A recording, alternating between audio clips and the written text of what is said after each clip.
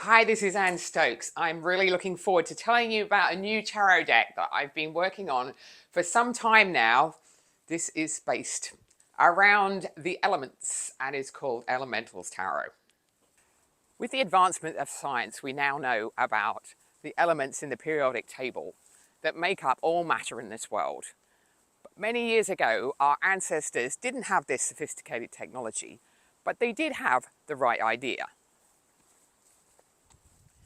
Their theory was that everything was made from and in some way aligned to the elements of earth, air, fire and water. In the tarot, the suits are aligned to these elements. Pentacles to earth, swords to air, wands to fire and cups to water. The major arcana cards also have elements associated with them. I have made particular emphasis of this in my elementals deck. I've themed both the art and the meanings towards their elemental alignment and colour-coded the illustrations when grouped together in this way. I'd like to start off by telling you today about my illustrations for the Empress and the Emperor.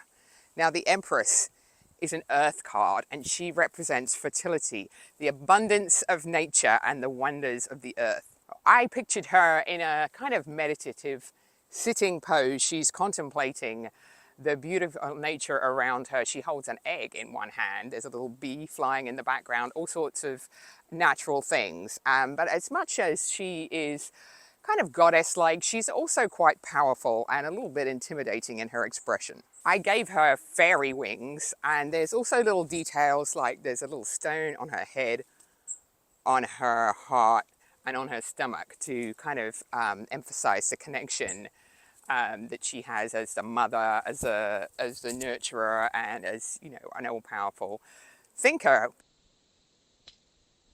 The Emperor card is aligned to fire.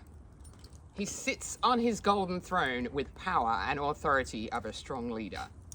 Now, on the elemental compass, earth points to north and fire points to south. And I have chosen these world regions in the north and south to depict the type of characters. So the Empress is like a very pale-skinned, fair-haired, perhaps from Northern European.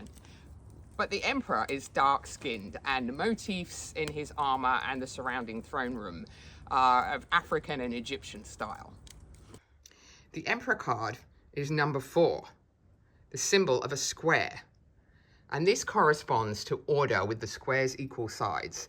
So I have given the Emperor a talisman attached to his forehead of a golden cube, which ties in with this.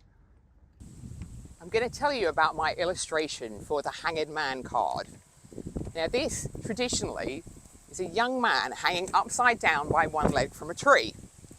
But it is aligned to water, so I decided to set this next to a tranquil pool. And I got my son Leo to help me with this. Now, Leo, ever since he's been a little boy, has loved climbing trees, much to the horror of his mother most of the time. And he kindly agreed on this occasion to hang by one leg.